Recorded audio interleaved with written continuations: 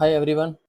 आज हम ये SIM digital private limited company का सीएसपी पोर्टल है। तो सीएसपी पोर्टल लॉगिन होने के बाद हम जो उसके अंडर में जितनी भी सर्विसेज है उसमें कैसे वर्क करेंगे और ये जो डैशबोर्ड है उसमें पूरा सिस्टम कैसे वर्क करता है, इसके बारे में फुल इन्फॉर्मेशन आपको प्रोवाइड करेंगे। तो हम आपको स्टार्टिंग में बताएंगे कि ये लॉगिन होने के बाद ये विंडो है। इस विंडो में दो वॉलेट रहेंगे, एक एईपीएस वॉलेट रहेगा और एक यूटिलिटी वॉलेट रहेगा। आप देख सकते हो एईपी और utility wallet. AEPS AEPS mean आप मार्केट में आपके पास जो भी कस्टमर आया उसके कस्टमर के फिंगर से आधार से पेमेंट विड्रॉल करोगे, ये पेमेंट यहाँ पे क्रेडिट होगा एईपीएस में। और यूटिलिटी पेमेंट, इसमें आप हमारी कंपनी के अकाउंट में पेमेंट ट्रांसफ़र करके यहाँ पे पेमेंट बैलेंस ले सकते हो, या तो एईपीएस वाला पेमेंट यूटिलिटी में यहाँ पे ट्रांसफ़र कर सकते हो। तो वो प्रोसेस कैसे है मैं बता देता हूँ आपको। जैसे एईपीएस वाला यूटिलिटी में ट्रांसफ़र करना है तो यहाँ पे क्लिक करना है, आपको मूव टू बैंक है और मूव टू यूटिलिटी है। यानी एईपीएस वाला आपको बैंक में लेना है तो मूव टू बैंक करना है आपकी बैंक में, साइड में लेना है यूटिलिटी में तो यूटिलिटी करना है।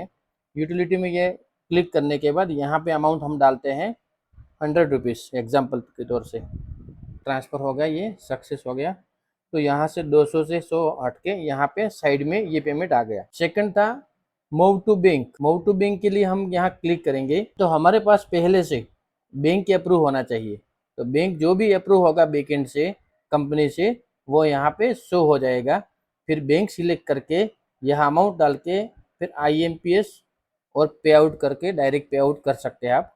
तो सीधा आपके बैंक के अकाउंट में ये अमाउंट क्रेडिट हो सकता है। पहले हम ये मूव टू बैंक करने के लिए बैंक कैसे ऐड करते हैं तो इस बारे में हम थोड़ा आपको दिखाएंगे। यहाँ पे आपको माय वॉलेट में जाना है, फिर यहाँ में आपको बैंक अकाउंट ऐड पे क्लिक करना है।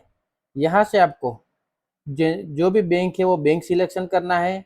बैंक सिलेक्शन करके आपका अकाउंट नंबर, आईएफएससी कोड और बैंक होल्डर यानी जिसके नाम की आईडी रजिस्ट्रेशन की है उसके नाम का ही बैंक अकाउंट यहाँ पे अप्रूव होगा। तो जिस आईडी नाम से रजिस्ट्रेशन हुए, जैसे कि ये सिम डिजिटल, तो सिम डिजिटल का यहाँ अकाउंट और होल्डर होना चाहिए। फिर गेट नेम करेंगे तो नेम ऑटोमेटिकली यहाँ पे जो भी नाम डालोगे वो ओरिजिनल नाम यहाँ पे शो हो जाएगा। फिर जिसके नाम का सीएसपी रजिस्ट्रेशन किया है उसका पैन कार्ड और बैंक का पासबुक या कैंसल चेक, जो भी बैंक की डिटेल है यहाँ पे आपको अटैच करना है और ऐड बैंक के लिए आपको यहाँ से क्लिक करना है। देन आपको वेट करना है minimum 2 hours maximum 24 hours wait करना है, 24 घंटे तक। तो फिर आपको कंपनी से बैंक अप्रूव होके बैंक फिर यहाँ पे आपको जैसे यहाँ से मूव टू बैंक करेंगे, आप मूव टू बैंक में करेंगे तो वो बैंक आपको अप्रूव होने के बाद यहाँ पे ऑटोमेटिकली शो हो जाएगी। जो शो नहीं होती है तो 24 आवर्स के बाद आपको आपका जो भी सेल्स पर्सन है उस बंदे से मैसेज या कॉल करके वहाँ से वेरीफाई करवा लेना है।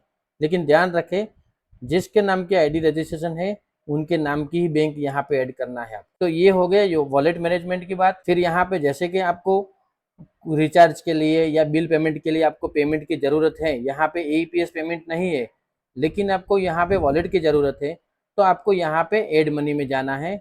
ऐड मनी में जाके यहाँ पे पूरा डिटेल एक बार पढ़ लेना है कि जिसके नाम की आईडी रजिस्ट्रेशन है वही नाम का बैंक अकाउंट में आपको वही नेम से पेमेंट यहाँ पे ऐड कर सकते हो। जैसे ये 1000 का क्यूआर कोड है, 5000 का, 10,000 का, 25,000 का, तो जो भी आप स्कैन करेंगे वो स्कैन करने के बाद आपको पेमेंट सक्सेस करना है। लेकिन याद रखें पेमेंट वही अकाउंट से करना जिसके नाम की आईडी रजिस्ट्रेशन है।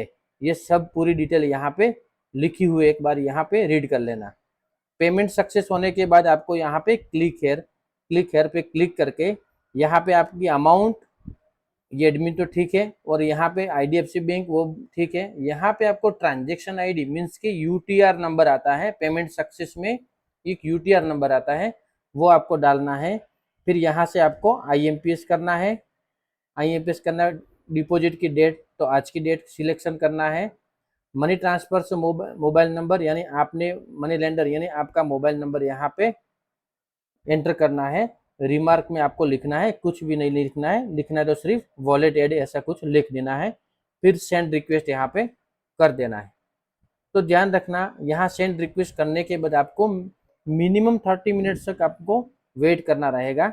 इनकेस कोई क्वेरी के लिए जाता है तो आपको वो पेमेंट रिजेक्ट करके आपको यहाँ पे एंट्री में शो हो जाएगा नीचे की साइड में। जैसे कोई कारण है किसी ने, तो यहाँ पे आपको शो हो जाएगा कि इस वजह से यूटीआर नंबर गलत है, पेमेंट डिटेल गलत है या जो भी है, यहाँ पे आपको रिजेक्ट करके यहाँ पे डिक्लाइन करके आपको बता जाएगा। तो ये बात हो गई वॉलेट मैनेजमेंट की।